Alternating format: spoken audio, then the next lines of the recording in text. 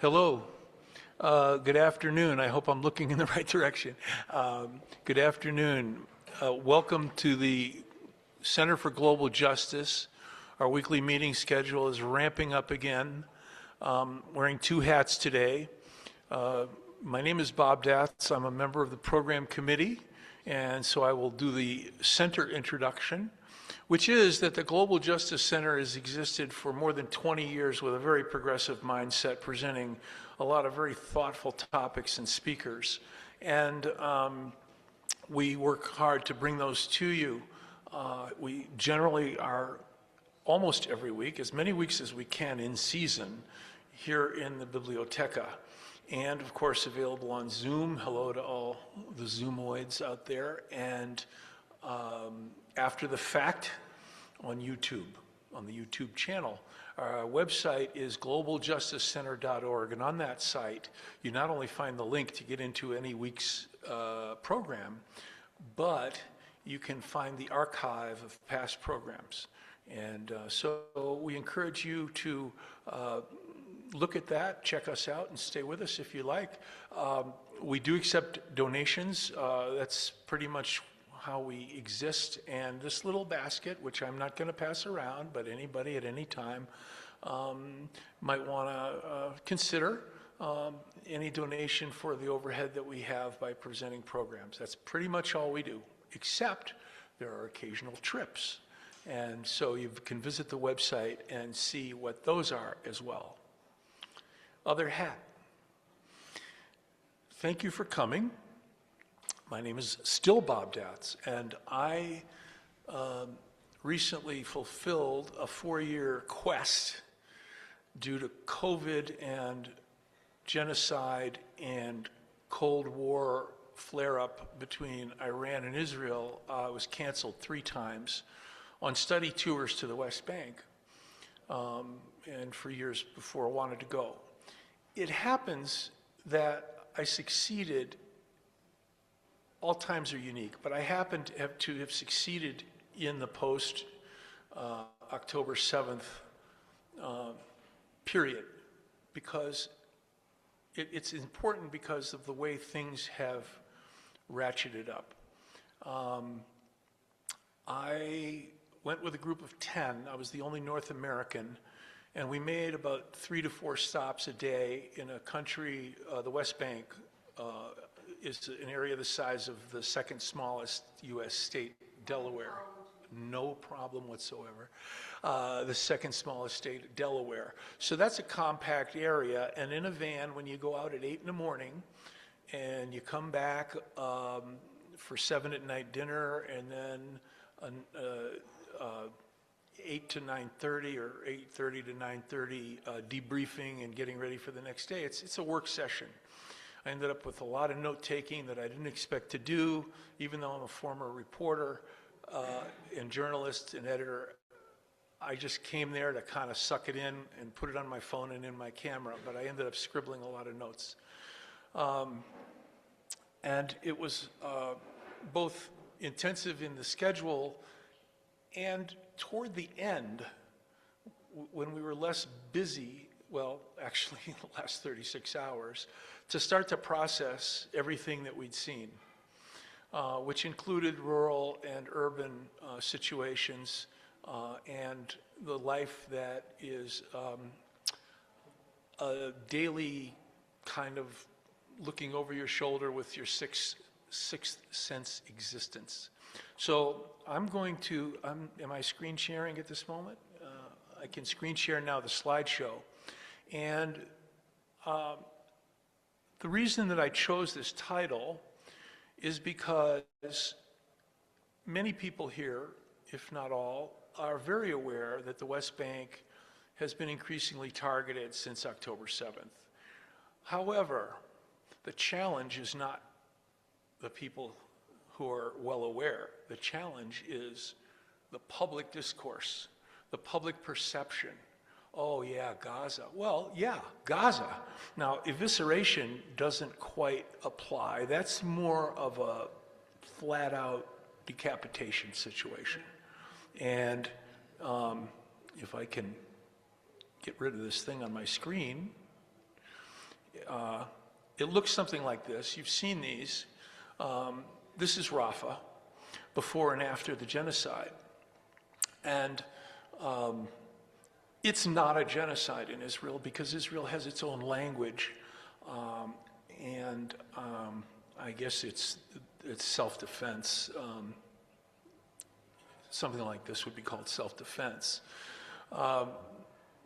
What's been going on, as many of you know, in the West Bank over a period of decades is this stabbing, tweaking, poking, killing, one at a time or a few at a time, especially in the last few decades. Now here is another Israeli vocabulary lesson. There's no colonialism in what many of us would call a settler colonial state. Now, I want you to try to guess who might have said this quote, which is going to continue. What kind of liberationist would say this quote? Every native population in the world resists colonists as long as it has the slightest hope of being able to rid itself of the danger of being colonized. I don't know what comes to mind for you. If I were just hearing those words, I would think Frantz Fanon. I talked to another group, they said Gandhi. But not quite.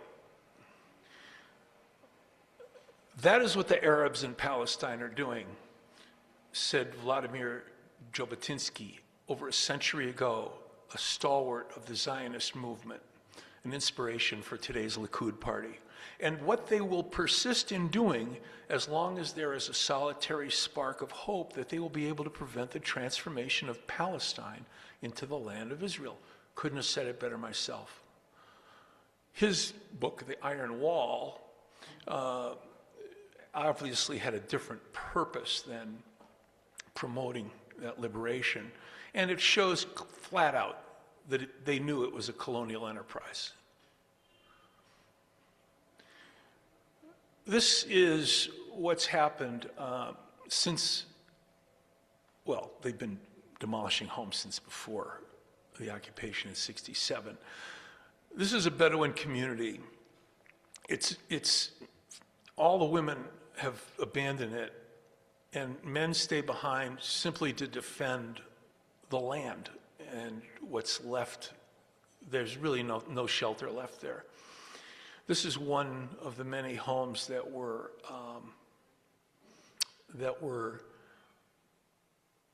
taken down. You see the building materials. It's corrugated metal. It's not a difficult destruction. You don't need heavy artillery, and if you're a settler, you can come in there and just vandalize it. We were there at a time where the land is defended by Rabbi Arik Asherman, a progressive gentleman who since the late 20th century has been himself and with volunteers warding off settler attacks, trying to defend the sheep that get stolen, etc., and just defend the turf. If you look from where I'm looking with this camera at 9 o'clock, on the top of the hill, you'll see the seeds of an Israeli settlement, little white trailers.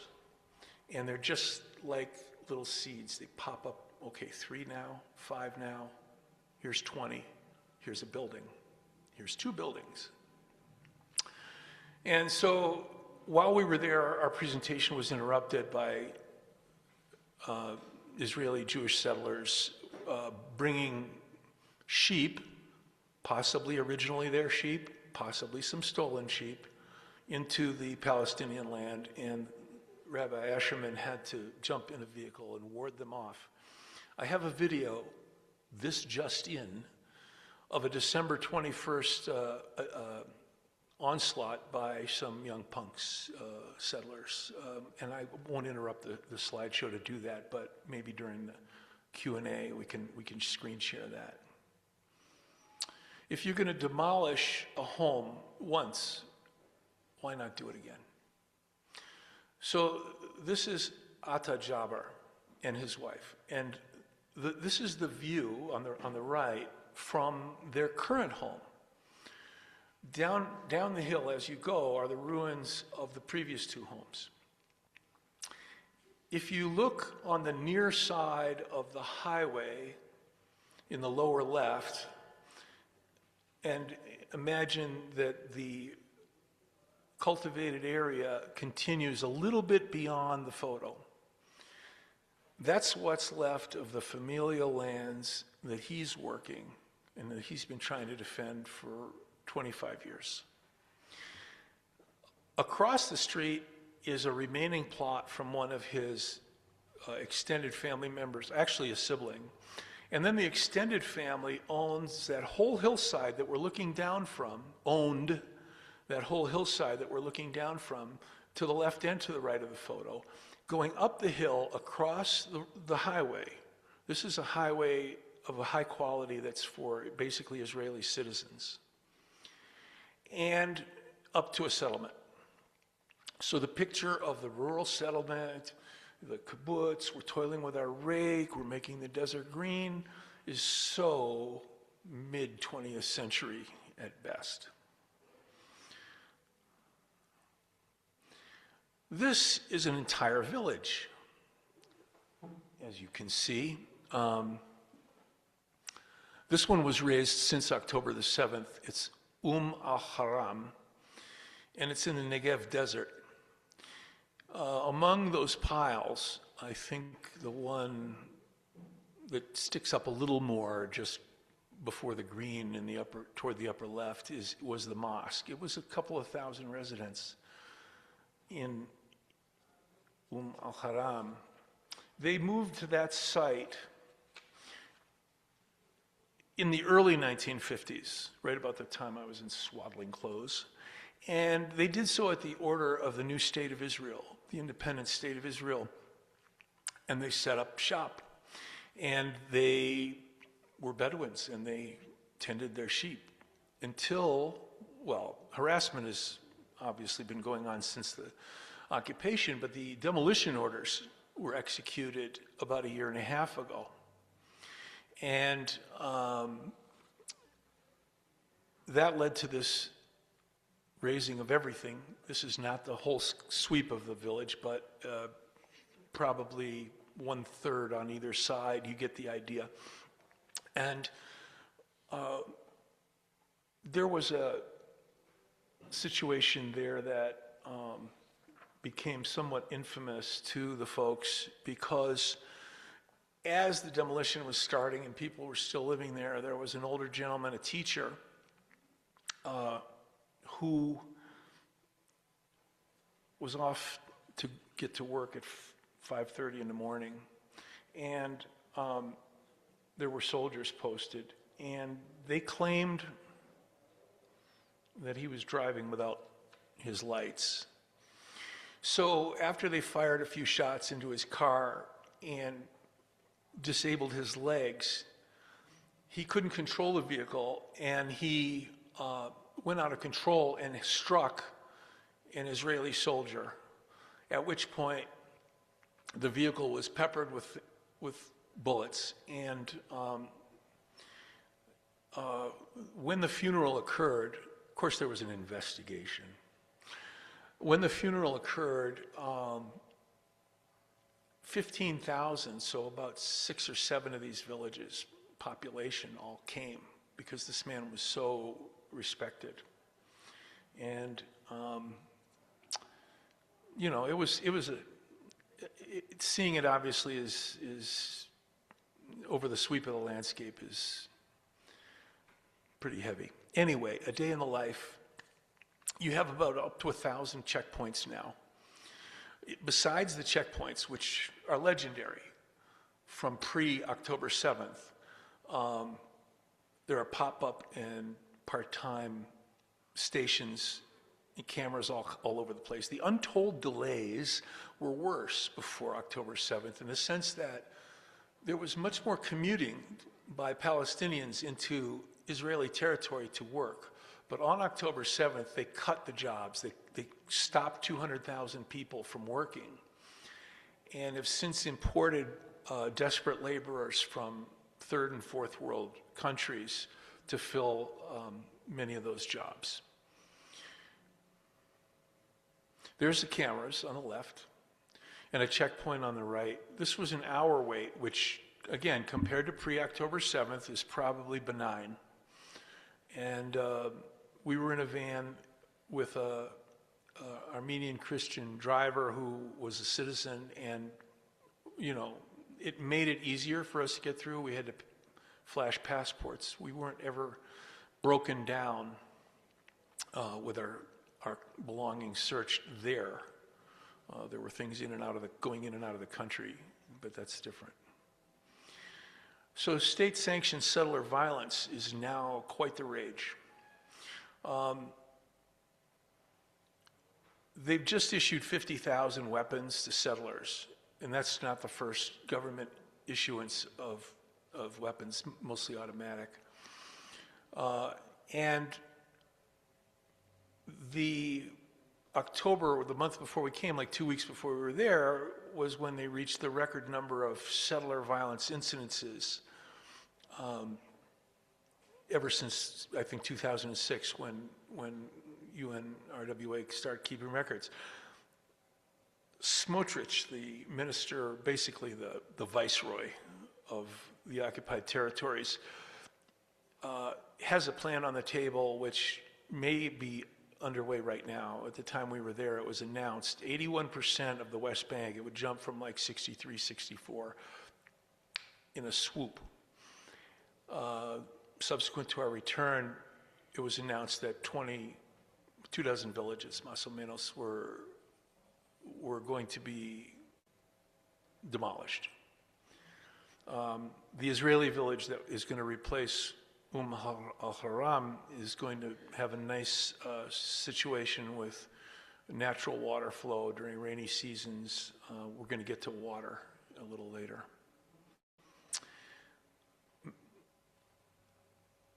One of the biggest exports of Israel, besides security, spyware, and equipment, is mass hysteria among not only the Jewish diaspora, and I don't play the Jewish card, but I'm just going to say, by background, I'm a secular Jew, is to play the all Palestinians are terrorists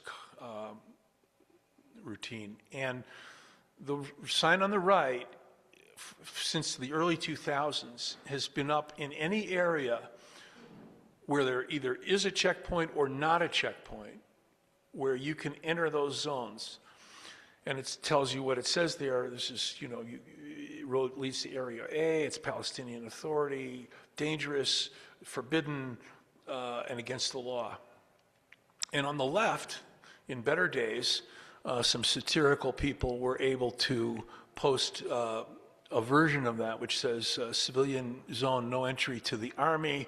This road leads to Palestinian settlements. Israeli civilians, do not be afraid. Come and visit Palestinian settlements. Not happening much, obviously, since October 7th. Another thing that's palpable, and that was palpable to me, if you take it as a given that this situation exists, which is really not been true in a significant way for decades, of the imminent danger of Palestinians. This is a hilltop being defended by a family that spent $300,000 US through contributions to a nonprofit and other campaigns to defend a hilltop. Hilltops are what the Israelis search for siting settlements.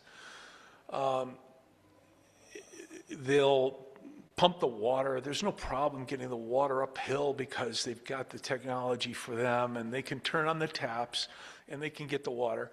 And there's a strategic advantage, I think, when you're looking at a settlement as a quasi-military outpost, but that's not on the table officially. The reason I show this picture is because out where the sunset's going on, they could see, which means that other Israelis in other hilltop stolen land settlements could see the fireworks going on in Gaza. So yes, it comes home. The combination of these things is very potent. And understandable. But for years and decades, we've known about the 12-meter or more concrete barriers. They're not walls, because here, take out your Israeli logic dictionary. These are separation barriers. It's not a wall because Berlin had a wall. And we're not Germans. Anyway, this particular meander occurs in Bethlehem. Bethlehem has recently lost its Christian majority because the economy collapsed, because all Palestinians are dangerous. Don't go to Palestine. Bethlehem is in Palestine, okay? 80% of the economy is tourism. Some of you may have seen the mayor who spoke with us a month earlier on the news clips and the celebration of the return of Christmas. It was put together on short notice. I didn't see the economic return that actually occurred this year, but hopefully it will occur next year. In the meantime, 4,000 Christians emigrated out of the city, and 3/4 of them, according to the mayor, hold advanced degrees. They had a swirling brain drain occur. This mayor is American educated and is one of the promising possible leaders. The mayor of Bethlehem is Christian by decree of the Palestinian Authority under Yasser Arafat. He said it is appropriate that this city have a Christian mayor, and it is law under the PA. Former tour guides are selling things on the street. This was a gift after I had bought a number of things from a man named Ali, who was a tour guide and speaks good English. The hotels are empty. A 6-story hotel reopened for the 10 of us and our leader. On our first night, the owner of the hotel, who's in his 60s, told us about how his father passed in the Second Intifada. I'm going to get to that later because it goes under a different category. Here's the separation wall because there's a biblical site, the tomb of Rachel, that's sacred to the Jewish people. And there's a couple things in this photo. In the upper left, you see a large key. It's supposed to be the world's largest key. It was donated by generous people to the Ida refugee camp, which sits behind that. But the labyrinth of walls exists to protect Rachel's tomb. And it sat, this is a view from our 4th floor window. It sat about 300 yards or 3 football fields directly in a straight line from where we were. On our one day off, me and some companions walked there, and I clocked it on my phone. It was a 1-mile walk. That is a microcosm of what Palestinians live. The ones who still have jobs, the ones who just are trying to go somewhere and get some supplies, what have you. So I thought it was instructive. It was populated, the tomb was populated by Orthodox Jews and scholars and whatnot. Okay, this is what I learned. What did you learn? Because I studied this stuff for the last 20 years heavily and for 30 years before. The degree of sadism on the individual level, not just the government policies, which you could label any way you choose, is astounding. And everybody's telling us it increased since October 7th. So what is the frat boy punk mentality? Well, here's some of it right on the right. This is the marketplace in Hebron. Israel took almost half of Hebron about 20 years ago. And so it's a Jewish area, I believe in this shot, is on the left. And the Palestinian area is on the right. And I'm shooting it from the market, which ran down two sides of a little pedestrian avenue about 1.5 times the width of this room. And we're told was buzzing with people. But right now, 1,000 shops are closed. They're welded shut. Not even you wouldn't pass shop class with welds like this. They just slapped it on there. And people kept coming to what was left, but the Israeli soldiers who occupied some of the buildings for strategic value and settlers, so-called, started throwing things down on the market and making it a very unpleasant shopping experience, to say the least. The response from the authority was to put up this mesh barrier, which you can see. The response was that if we can't throw solids, we can throw liquids, among which are urine, acid, and anything unpleasant that somebody wants to throw. There's your frat boy, punk mentality. Water deprivation is a long-time sadistic aspect of life. As we're told more and more, it just occurs more and more. Food source destruction, death by ambulance is my little coined phrase, and rigging the economy. On the left is a picture in the Jordan Valley of a water line. It's a hard rubber water line above ground, about 8 inches, that supplies a Bedouin village. And on the right is the well-established city of Ramallah, with the kind of tinacos that we have here for our water. Only a lot of them in Ramallah are plastic and new. That's the capital of the West Bank for Palestinians, where the Palestinian Authority complex is. And so you see, for a big building, you need a lot of those. But for like our homes here, our single family or 3-story home or whatever, maybe 1 or 2. On the left, the pipe is regularly cut by settlers. The nearest settlement is 4 kilometers away, but their security force makes forays and brings along people who want to come. So they cut the line, the residents repair the line, they cut the line, they repair the line. Yeah.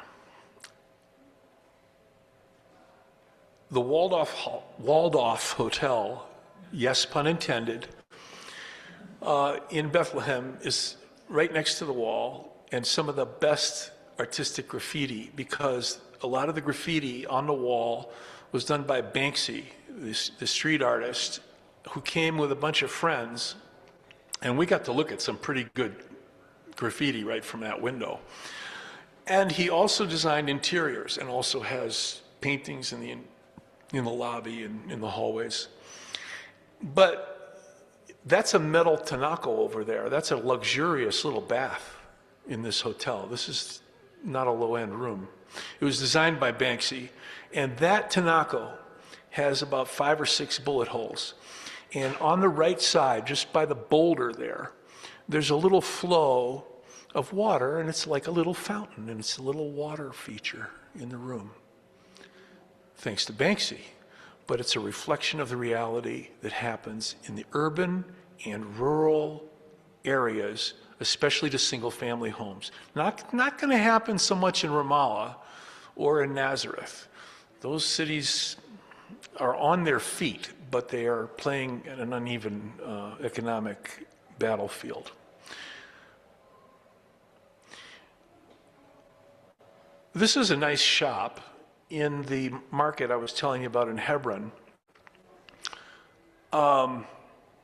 Anybody who's deprived of utilities faces problems, medical problems.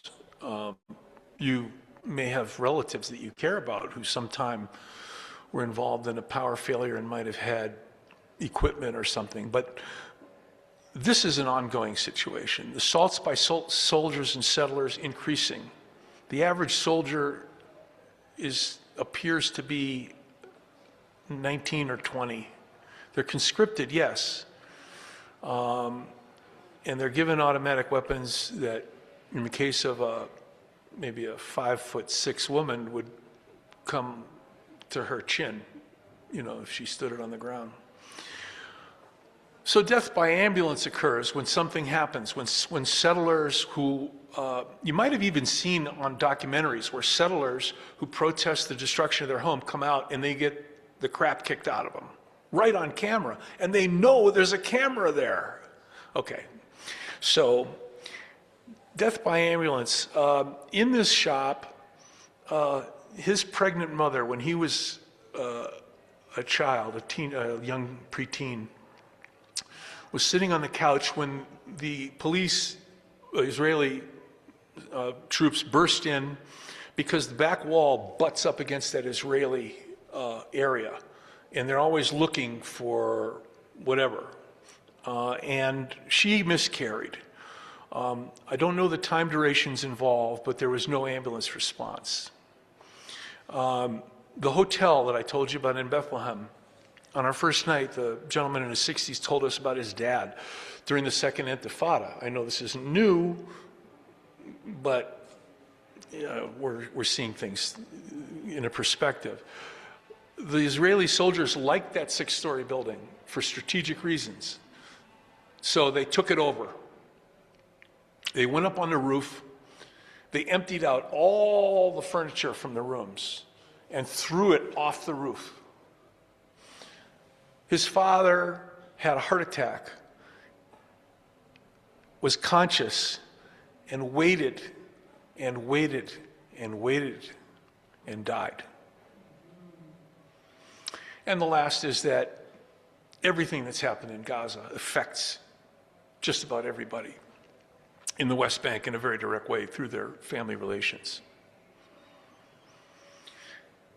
This is part of a wonderful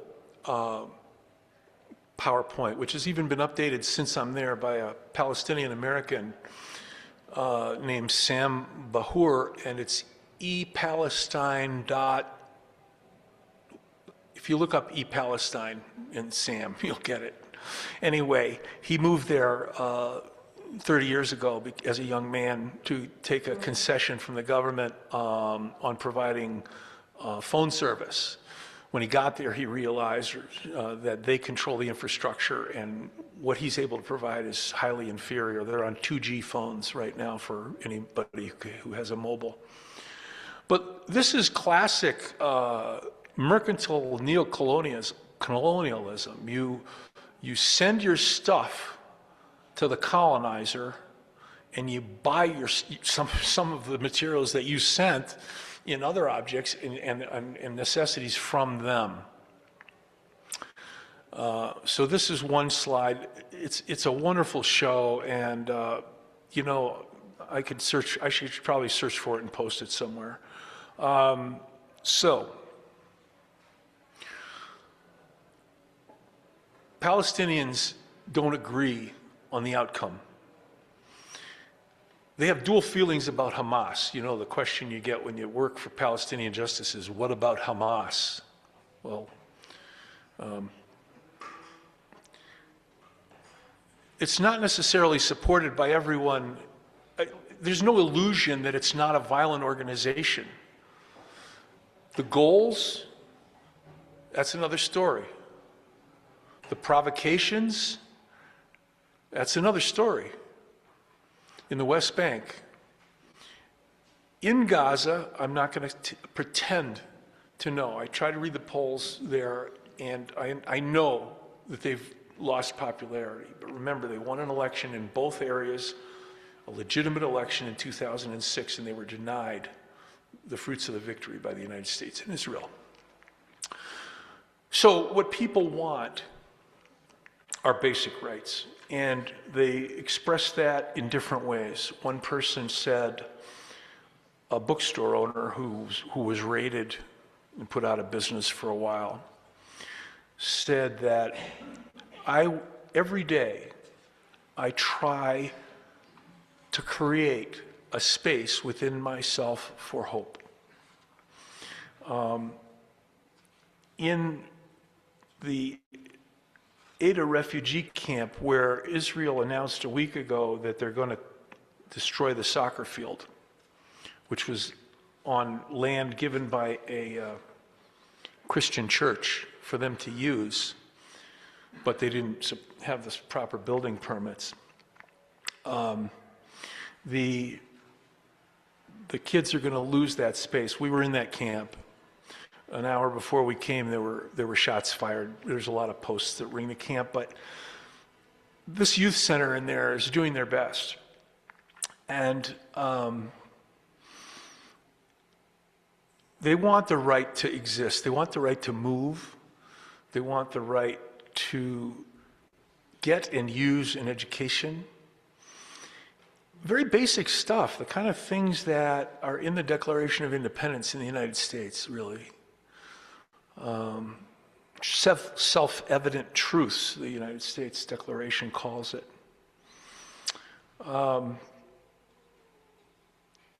As the guide told me, a young man who's in the third generation to live in the Ada camp. The kids of today are the fourth generation. We can study, we can be successful, but at the same time, we can fight for our rights. Now, he's not a radical. He's in the Palestinian, he's in the Fatah, which is no longer a radical group, and the PA is thought by most Palestinians to be a corrupt organization, but he happens to be a political guy, and he does things through the system. He said the camp started the youth center to give a glimpse of hope, more faith than hope. We also have no option. So, that's the basic common denominator. Capitalists, communists, moderates, give us that and we'll work it out. My editorial comment is, let there also be consequences. But you don't really hear that. You don't really hear that.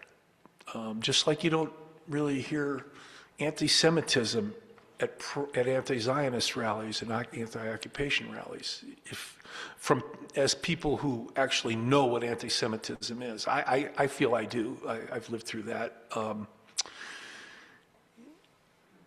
Anyway, the two-state solution is shown on the right as it was proposed through the Oslo Accords, which don't exist anymore in practice. As Atta Jaber said, the guy who's lost 2 homes, Area A, Area B, Area C, it's all the same. They can take what they want. They just use different ways of doing it. Here's some of that wall, and here's the vision as expressed by one of the artists right across from the walled-off hotel. There's that bright spot. There's that bright spot in the dinge and the destruction. And there's that village out there, the way they used to look. And that's the hope. They've asked 2 things of us.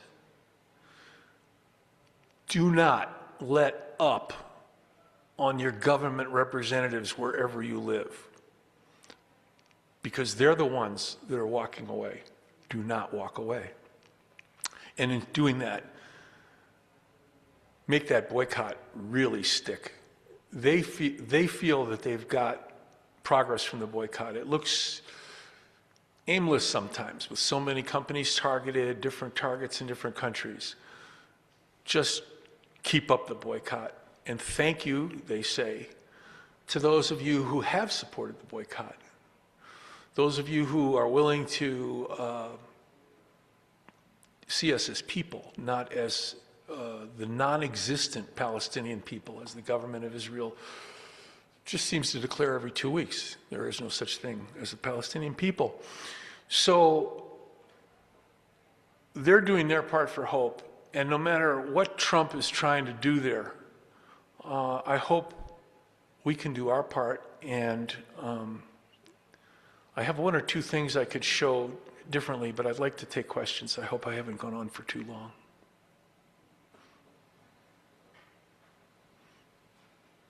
I will get out of the slideshow.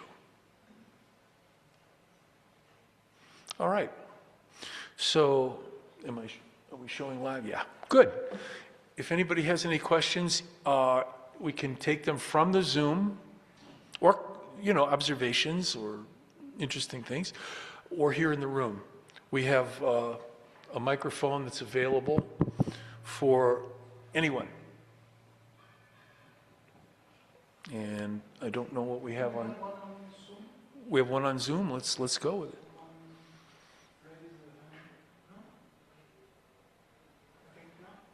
Okay. I'm going to just break from this for a moment and show the little clip of what happened to Rabbi Asherman. Let's see. And a volunteer, because we saw a couple guys with sheeps coming over the hilltop, coming off the same hill. This is a very short clip. Am I screen sharing that? Okay, I cannot enlarge this one. It's on a Wikipedia. It's a Wikipedia video, and it looks like my. Sound might not be on, but it's on this square. Oh, I can enlarge. Get that off. Oh God! Oh God! Oh God! Okay. I can go right there. Okay, and I guess we. Okay. Well, they're dressed for. Oh. Where's my arrow? My play arrow. Here we go. Hey guys, have some rocks. That's Rabbi Asherman. He's a hero. And off they go. Obviously, those are kids. They don't look like they're hardcore. They're not carrying weapons. Just a moment in the life over there, and there's something called protective presence. If you've been there before, if you feel like you want to do something the next level, and that is to work with Rabbi Asherman, work with the gentleman we met in the Jordan Valley and others on protective presence. There's some advantage to Bedouins who are accompanied by internationals. And so people go, the rabbi told me, any period of time you have, but he doesn't have as many volunteers as some others, the guy on the hilltop and the one in the Jordan Valley. And it's basically like you go out, like a caddy used to go out, in my experience. You go out as a caddy, you get, okay, we need you over there, go with these guys. It's something to consider. I hope that by the time any of us consider it, it won't be necessary. But right now it is. There's a question in the chat. Okay. Oh, in the chat. Okay. You wanted to read it? Or? Sure, please do. Okay. Rob, could you talk about the role of the U.S. government in the portrait you presented? In the Can you, hello. in the U.S. government in what? The U.S. government in the portrait you presented. Well, I saw one U.S. soldier after the tour ended, and the day that I spent just walking around Jerusalem, I had a day before and a day after. And I really wanted to know why he was walking around a really fancy hotel that's an architectural marvel, but he wasn't sightseeing. The U.S., as many of you know, has been attached to 80% of the cost of the genocide, but for years has unaccountably given money, that is money that's not audited in any meaningful way, to Israel. It can go to build walls, who knows? My representative, in Massachusetts, was a big believer in the Leahy Law, which is a kind of a Democratic Party wave at taking action whereby if funds are demonstrated to have been used by a unit that broke international law, no, they can't be used like that. Well, who's counting? The U.S. is, as far as I'm concerned, and this is pure opinion, I don't have documentation in front of me, is providing infrastructure. The difference between the electrical grids of the Palestinians and of the Israeli citizens, the difference between the water supplies, the construction. They're taking hills down that are unbuildable in anybody's economic picture. If you're a contractor, and you're not going to take out the side of a hill if you don't have to. But they're doing that all over Jerusalem. There's a lot of dirt. It gets pretty ugly. I don't know when the last time you saw an apartment complex in the States, one building under construction with 6 cranes standing behind one apartment building. I think there's a lot of money going in all over the place. The seed technology for the spyware industry, again, pure opinion. If anybody else has knowledge and a specific knowledge, that's great.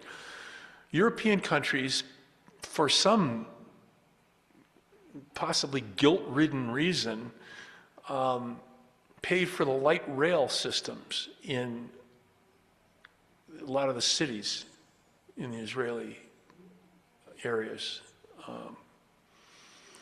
And yet, this is a country that claims that it's working economic miracles. Well, the slave owners had free labor in the United States for 500 years.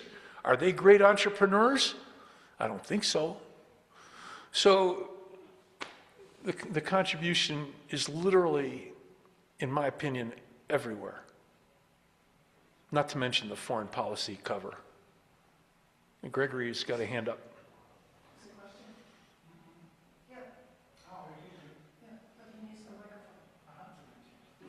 Microfono. I guess this. Hello? Hello. I guess this is not a question, but will be under the rubric of demand the impossible. I don't think the two-state solution, and you had a little slide up there about that, is in any way viable at this point. For me, what I would like to see, and that's why I say demand the impossible, is one state that is democratic, where everybody has equal citizenship and equal rights, economic, political, cultural, etc., etc. Of course, that goes against the founding idea that Israel should be primarily a state for Jewish people. But at this point, with the history that's gone on over the last 100 years, I don't think any kind of two-state solution is viable, and especially with what's going on now. So to me, it's something that should be put in the trash bin, and we need to militate for one state that has all of those things that we're talking about that are democratic. I know I'm again being, as I said, demanding the impossible, but I think it's really important to think about, and we should just trash the other one. Well, we had Jeff Halper here speaking. Jeff is the founder of the group that sponsored my trip. It's recently changed its name from the Israeli Committee Against House Demolitions, which has been in existence for a couple of 25 years-ish, to the International Coalition against house demolitions because A, Israel pulled their nonprofit status, and B, they have nonprofit arms to which you can contribute 401c3 and its equivalent in England and the United States. Jeff is a proponent and a member of the One Democratic State movement, which is beginning to take shape among, and I don't mean to say other people aren't smart, but among a number of smart people, Palestinians, Israelis. Jeff is an Israeli citizen. He came from Hibbing, Minnesota, and he moved there to go back to the, the homeland, as it were, and he found out that it wasn't quite what they told him. Anyway, I've come around to that point of view. When Jeff spoke, I was kind of like, meh. But I didn't have the other map, which was the other side of that map you referred to. That was a map taken from their one state, which shows the pockmarked little islands of land that are left. This is what makes it apartheid, and it's not a workable. Even if you put passageways and had enforcement and no breaches of rights, it's not to me a workable thing.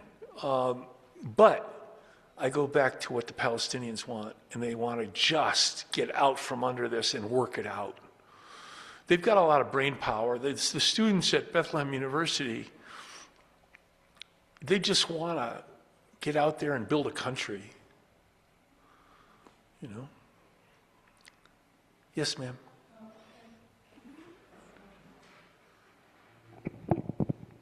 Did I hear you say that most of the women in the Palestinian villages have left? No, that was one particular village where the land is under siege, the homes are destroyed, and the men that stay are just basically working security. There's not even sheep there anymore. They're somewhere, but that was one particular village. Okay, well, my question then about that one particular village is, where did they go? Who took them in? Well, there are other villages around. I don't know if they all went to one place. The system of Bedouin villages traditionally is a clan system. I know that sounds like the Hatfields and the McCoys. Clan it's a extended family system. And so, we had a presentation that was interrupted when we were there. It's a good question. I don't recall it coming up. But in the area, they're in the area. Because it's not, the distance between that village and others in that particular part of the West Bank was not that great.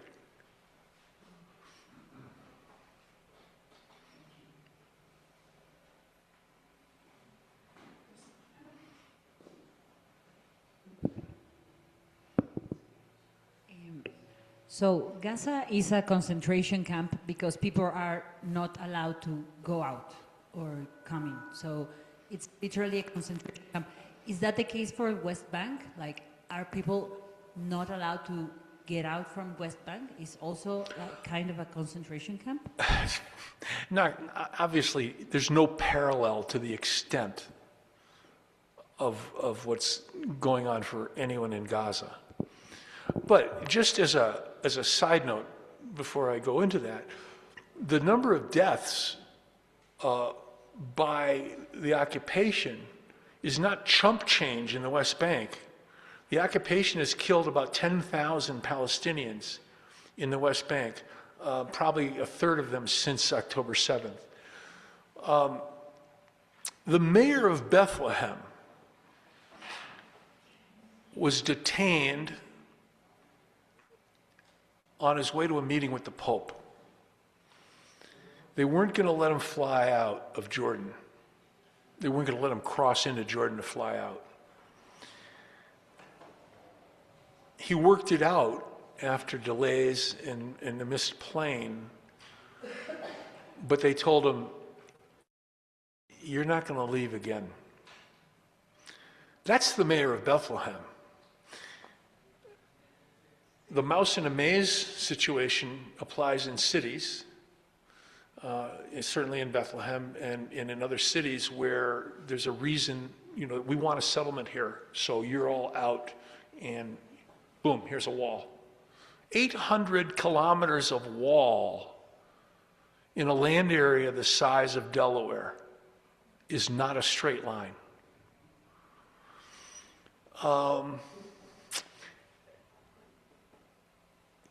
There's a matter of common sense that would keep people in, and that's the psychological intimidation that is a goal of the violent settler movement. So just like newspapers self-censor, people, kind of are hemmed in. But no, there are areas where they cannot go through checkpoints into work.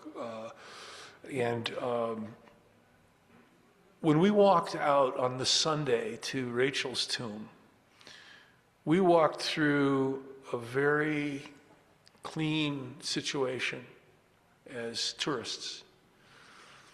But waiting at that checkpoint when we got there were people who told us, go ahead, because they were being hassled just to go from Bethlehem to Bethlehem. Students who try to get from Jerusalem to Bethlehem, 20 kilometers to go to the university, leave at 5:30 in the morning to get to an 8 o'clock class. And anybody who teaches makes office hours very flexible so that, because they know that people are going to be detained, be delayed, etc. So I'd say the psychological fences are the biggest. Nobody's in a hurry at the checkpoints. When they check a car, they go, oh, so what'd you do last night? What are we going to have for? And then maybe in 2 minutes they'll call another car. It's a discouraging factor.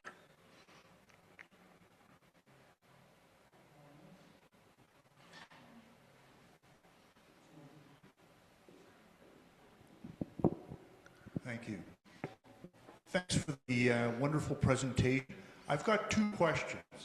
The first is, during your travels and your discussions with people, how much interest was there in discussing what was going on in other parts of the Middle East that are connected with the struggle of the Palestinians?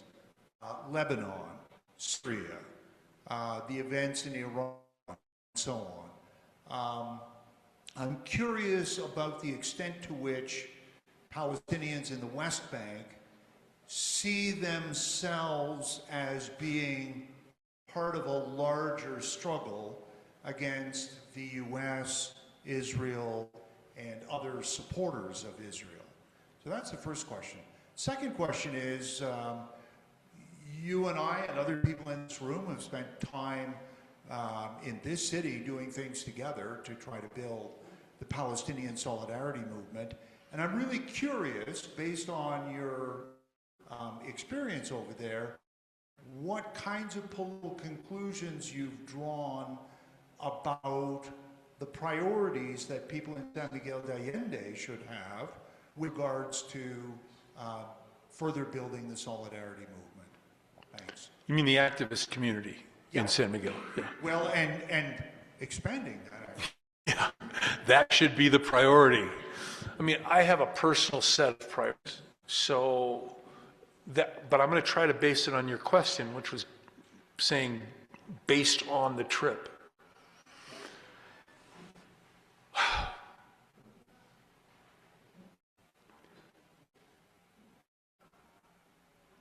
It's really important to strategically advance the boycott, put more into it. But I made that argument before I left, and here we are. It's important to understand the human factor and the political factor equally. We have activities that do each, but civic action is the bottom line. And therefore, we should be a majority Mexican movement in San Miguel, because that's the only way that we're going to affect civic action here. In the expat community, if you're voting and you still have a district that you're voting in, just hammer that office. I had a 40-minute briefing after my trip with Jim McGovern's foreign policy person, and I know if you live in a red district, you're not going to get that welcome mat, but the aide is more militant than the congressman. The congressman has been hiding what he feels in his gut over my time with him when I lived in the States for more than a decade. But the atrocities can grow to the point where even some aisle crossing has to be a goal. We can't just assume the Democrats are going to save us. So we have that we can carry back if we're part-year residents to your own countries. There are people that were on my trip, they're very disappointed in their governments. In Britain, you cannot say the words Palestine action. You will be arrested. That would be like in the United States being arrested for saying Jewish Voice for Peace. You can't put it on a sign. Yes, Greta Thunberg was just arrested. Pardon? For doing that. Pardon? Greta Thunberg Yes. was just arrested for that. Yeah, and they break up entire rallies with this. And in Holland, where we had one participant, she's deeply disappointed in her government. It's the old progressive accept Palestine, the PEP, that we've been living with for their own folks, and snuff out critical thinking. People in that I see, especially rural Palestine, just like rural Mexico, they're trying to get by every day. They don't know what's going to happen, who might be harassed or worse. And even for an intellectual, the intellectuals see the abandonment of the other Arab countries and the buy-off of the Abraham Accords. But they are getting raided in their apartments and in their stores, and so there's not much daylight for that connection right now. Based on my brief experience and what I'm seeing in the Arab world among the governments, like in Europe, the governments.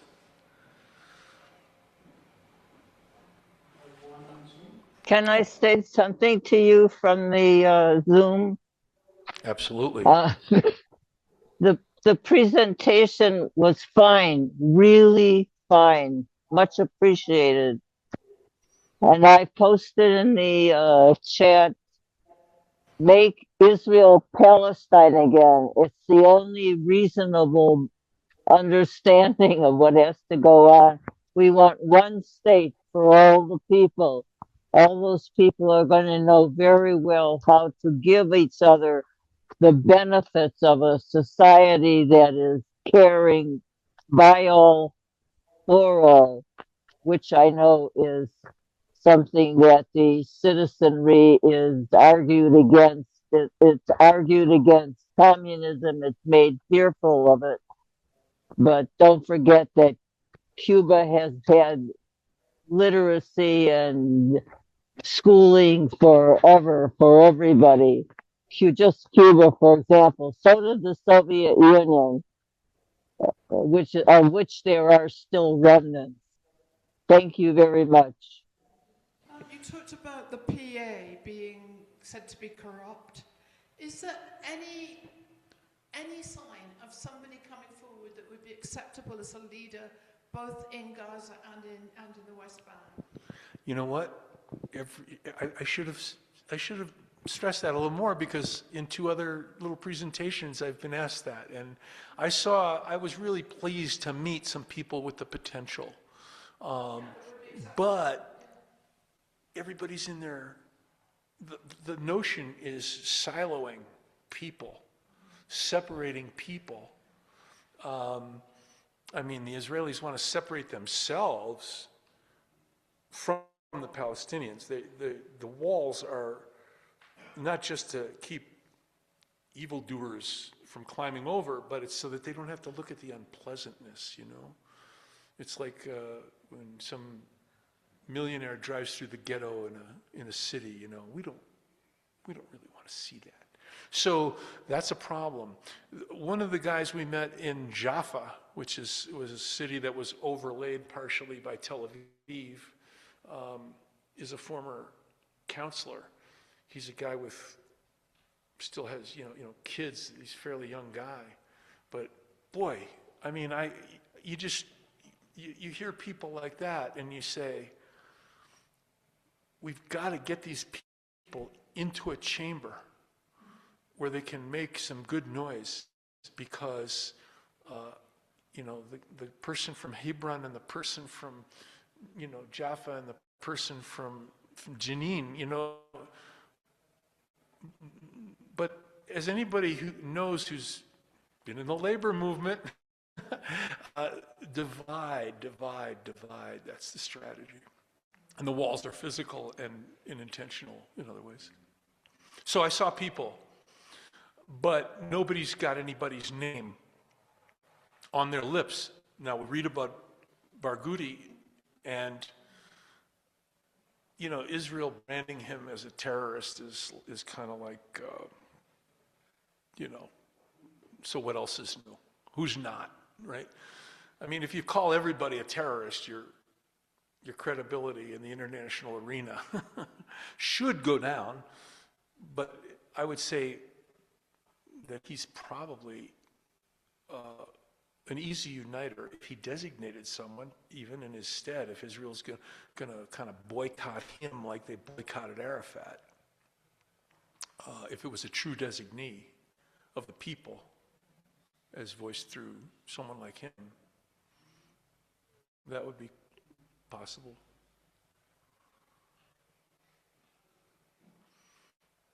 Yes, sir. Microphone for the folks at home. Thank you. We've seen many young people around the world get involved in this issue, and with sympathy to the Palestinians around the world, in Western countries, importantly, and most importantly, I think, in the US. It's been a slow trend, I think, over decades, but it spiked recently. So I'm just wondering what you think about that, if you can call it a movement. It's a generational thing, and how encouraged are you by it? Where do you see that going? What's the best way for it to be promoted, to grow faster? Or what are your thoughts on the youth movement for Palestine? Well, my point of reference is Vietnam, is probably as true of many others here. I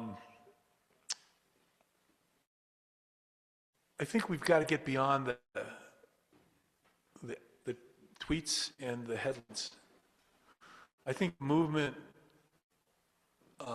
has great potential. The academic freedom issue is huge, and they've got to get out from under that and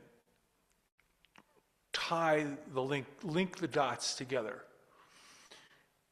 The dots being the lust for resources, which is the only reason the United States gives a damn about the Middle East. Powering dirty, life-taking corporations who threaten our existence, using enforcement mechanisms that are beyond Orwellian to disrupt everybody's everyday life. But connecting dots, unfortunately, I like the teach-in idea that they had during Vietnam.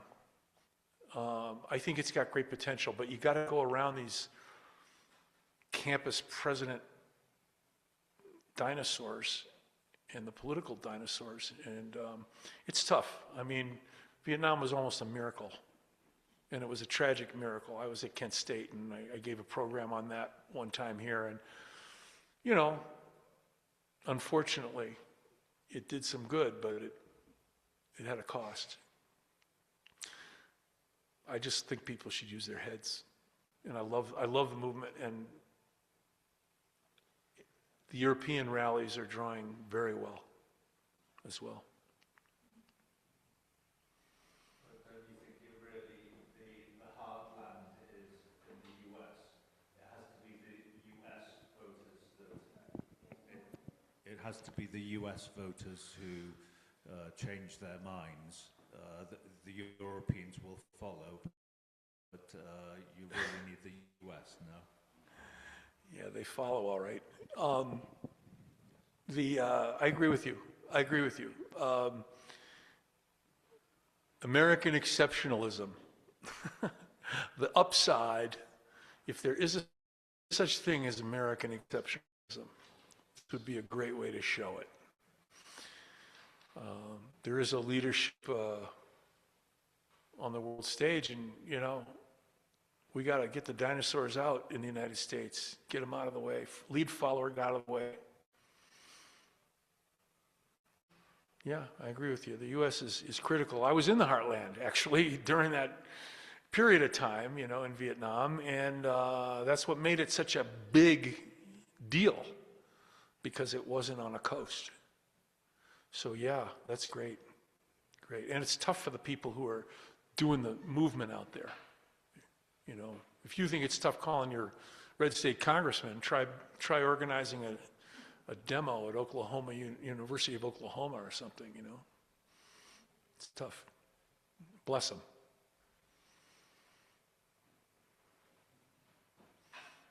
Are we to a point with my moderator hat?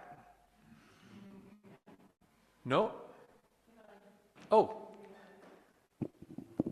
Hi, I'd just like to take this opportunity, since you all came of some interest. I have written a book about my experiences in Palestine. I was teaching in the West Bank from the year 2000 to the year 2005. So if you're a reader and you want to read stories that have to do mostly with the human factor, I have a few copies of my book here for sale. Thanks. I can endorse it. She can autograph it, but it's a nice read, and you know, you really can imagine yourself there, and it's got some personality to it as well. So that's great. Anything else before we say adieu? Oh, yes.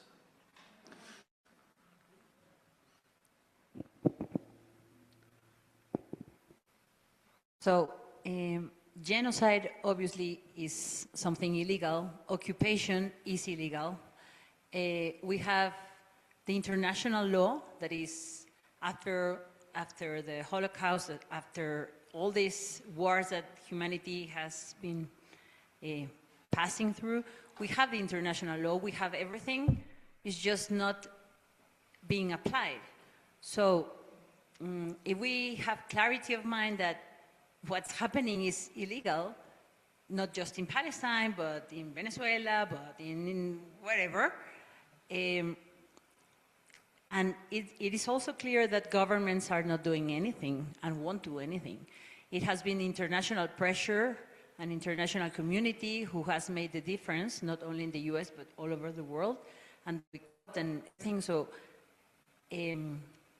I think we really need to consider that it is our duty as civilians, as international community, to do something. Otherwise, this won't stop by itself, because everything is there, but it's not being applied. So it is, just a comment, like to really be aware that it is our task to pressure governments or through economy, boycott, and here locally organizing, collaborating, like in a way to continue this international pressure to you say enforce the law? Yes. Yeah, so that really to apply it. Otherwise, I think Palestine is just like a thermometer, like to see how much impunity can be allowed in the world, and will continue unless we stop it. So I think it's good that we are aware of our power as civilians and as an international community, especially San Miguel de Allende, which is an international community. So taking that into as an advantage. Well, how about a people's new Nuremberg? If no one will convene the new Nuremberg, respect people across the world can do it. And if there's an empty chair in the witness box, when it comes time to call the perpetrators, the trial goes on, and we can issue a default warrant as people around the world. There was a movie that just came out, a new movie about Nuremberg, and I was wondering if has anyone seen it? Really? It was actually popping up on my phone while I was in Palestine. And I was like, what? You know, is this timed for any particular thing? Inspired by anything that might have been happening? So, yeah, great. What day is that showing? I can't remember. But I actually made a film about the International Criminal Court, and we've watched it be attacked and attacked and attacked ever since I made it. Sorry. Yeah, the International Criminal Court exists, and it has issued a warrant against Netanyahu, as you know, but it has been completely, it's been sanctioned by the states. The prosecutor can't go to the states, the people who are working on the case can't go to the state. It has had its own faults, but it is there for us to back. Yeah, for sure. I mean, Mexico is a quasi-party to the action that South Africa brought. That's one good thing that happened here. But, yeah, I think we've got to keep thinking of things, and, you know, wherever the leaders are who try to coordinate things, we've got to push beyond the barriers they're putting up. So, are we motion to adjourn, as they say? Thank you all for coming. I want to remind you that we do have a donations jar for the center. Our overhead is ongoing. It's not huge, but it does cry for support. And our programs on globaljusticecenter.org. Thanks again for being here. Keep the Palestinians in mind. Fine working for Palestine, and I hope you are too.